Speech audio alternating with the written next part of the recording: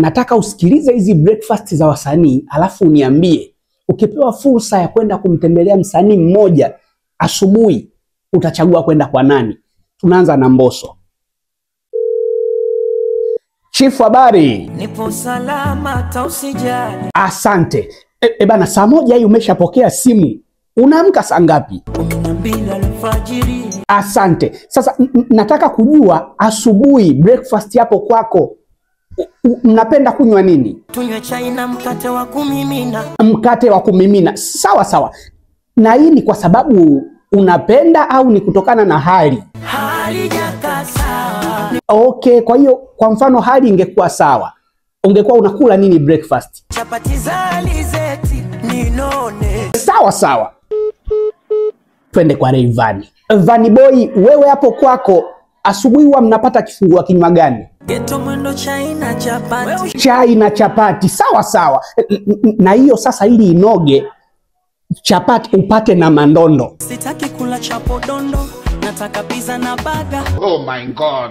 Utaki chapati mandondo, sasa si ule hizo mapiza mabaga? Mfukoni hali mbaya, sio kama najitetea. Tushajua kwake kuna nini. Billnass na Nandy, naomba kujua nyie kwenu asubuhi masuala ya breakfast huwa mnakunywa nini? Asubuhi chai, muogo. Chai na muogo. Kwamba baba mwenye nyumba alikuwa ajui hata kama kuna chai humo ndani. Unajua vile mimi niko hoi hali tete. Ndio ushindwe hata kununua vitafunwa na wewe.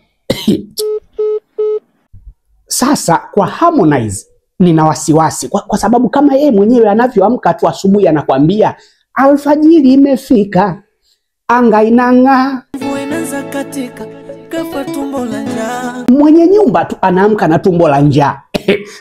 Aya, je, akisikia tumbo la njaa anachukua hatua gani? Naweka sauti kwa speaker, nipate umea wada. So Konde, wewe ukiamka nyumbani kwako kitu cha kwanza kifungua kinywa huwa ni nini? Oh my God. Kwa wanaotaka kuwaka asubuhi, Konde Village. Twende kwa Zuchu.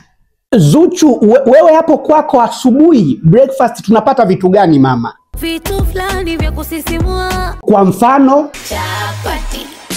Chapati. Sawa, kingine? Sambusa ya nyama tele. Asante, kingine? Tende.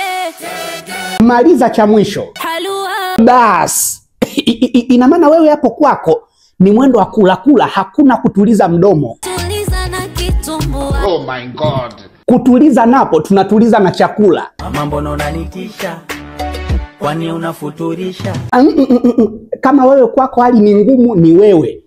Sasa mtu ni Mpemba, aache kuwa na makuli mazuri nyumbani kwake. Aise, hebu niambieni, wewe unaenda kwa nani kupata breakfast kati ya hawa? Inaenda kwa Zuchu.